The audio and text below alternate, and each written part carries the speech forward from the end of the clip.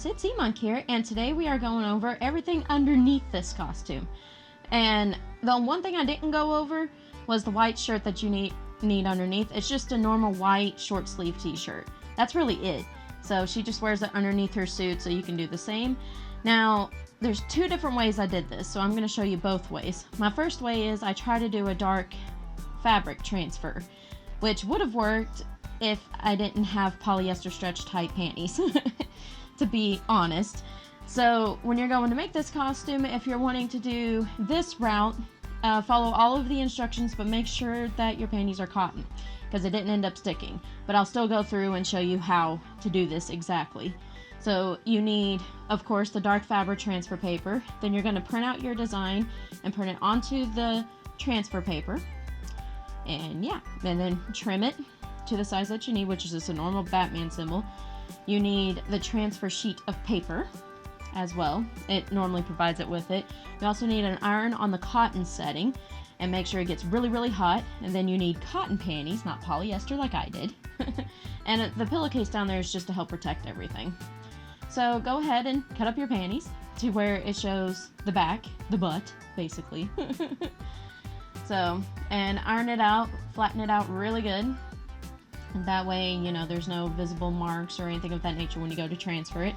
Set your transfer down and make sure you peel off the back, which is the Avery logo. That's what you're going to peel off. And then put that little sheet of paper that it came with over it after you peel that off. And you want to put your transfer down, facing down as well. And then once you do that, go ahead and get your iron, and you want to hold it firmly and press it down for 45 to 60 seconds. This is sped up, so of course it's going to look a lot faster, but you want to make sure it gets spread evenly. And yeah, and just keep working at it, and you need to let it cool down completely afterwards. And after that, it should peel up okay. If it starts like giving you issues, go ahead and re-iron it again until it fully transfers. If you need more information on this, go ahead and ask me down in the comments below, and I can give you a little more details if this doesn't fully help.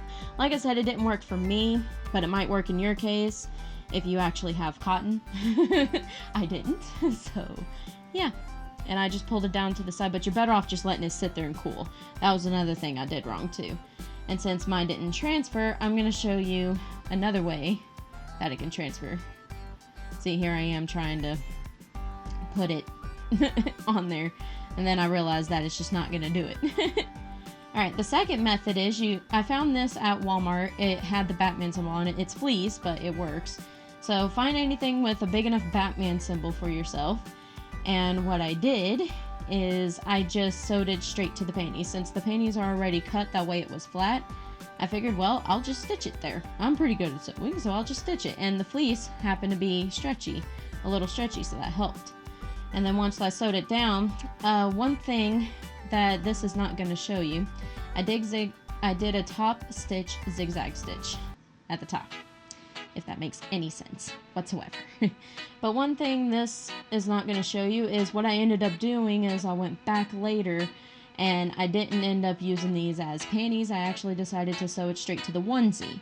So on the flap itself, where we have it to where, you know, it only shows that little side that you saw in the beginning, I basically just I cut off the back completely and just sewed it inside of the onesie.